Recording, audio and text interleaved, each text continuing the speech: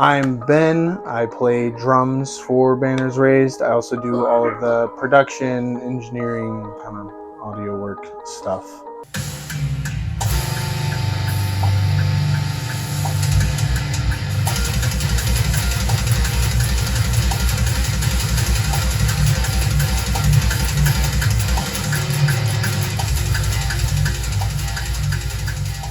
Yeah, so Manifest Dread was definitely a bit of a change of pace from what we had previously experienced with Unnatural Violence. Kind of the band decided that we were going to get back together after, a hiatus through COVID. We had a ton of music to record and get out, so we decided that we were going to start tackling that.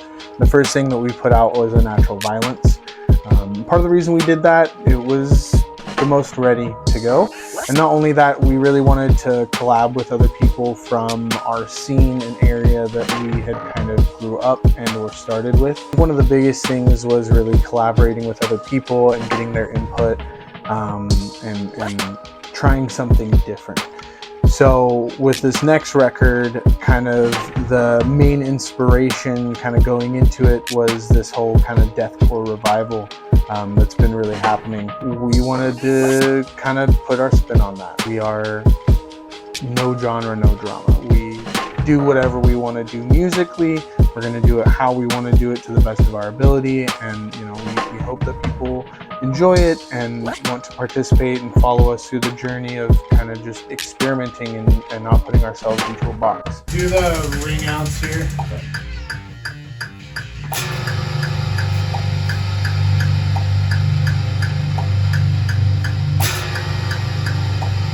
Yeah, I don't know what's going on, so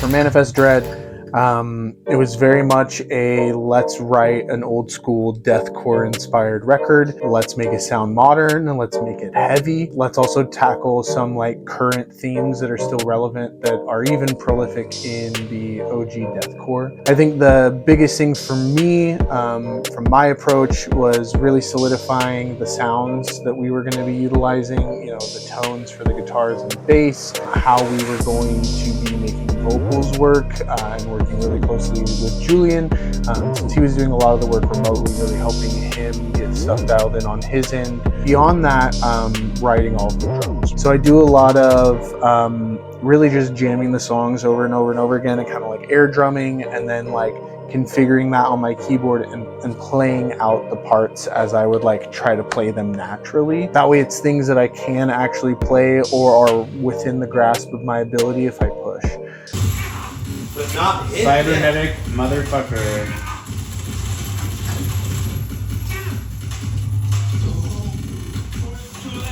A lot of the inspiration for this was old school Suicide Silence, No Time to Bleed, but even some new modern stuff that has come out recently, Spite, Boundaries. Psycho Frame has been a huge inspiration. I think generally for this EP, Psycho Frame was kind of an inspiration for me, at least how I approached it, tried to tackle some of the stuff. But for drums, a lot of it was just kind of channeling the OG deathcore, unironically touching on some of the tropes of OG deathcore drumming, and really just trying to add some of my flavor in it. I like a lot of linear stuff. I like a lot of kind of techier, proggier drum stuff. So really tried to incorporate that into some of the songs.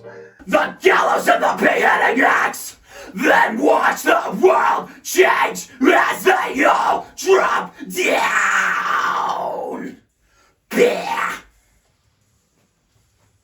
Classic. Now I just need your disgustingness. Yep. When it comes to my favorite song on the record, I would generally say that my favorite song on the whole record is song 3, so Serpent's Tongue, the lead single. It's honestly such an incredible song. It was the first song that we completed as a whole, hey, this is what we're doing, sound wise and vocals and everything. It was the first fully completed song.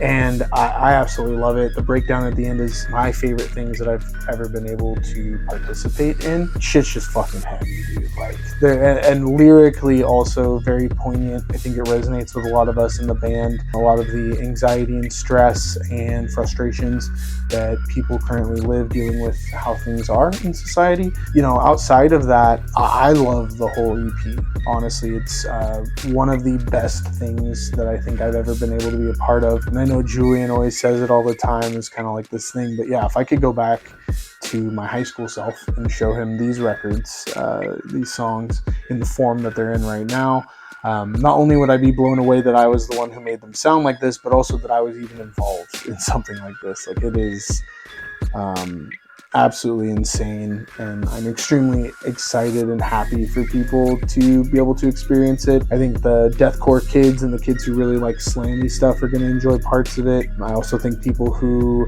enjoyed Unnatural Violence will enjoy it. You know, I think the biggest thing, you know, one of my favorite parts of working on this record would just have to be being able to kind of help build everything from the ground up. So really engineering everything and kind of having a hand in all of the process, you know, really taking that producer engineer role seriously, so that way the product at the end is as good as possible.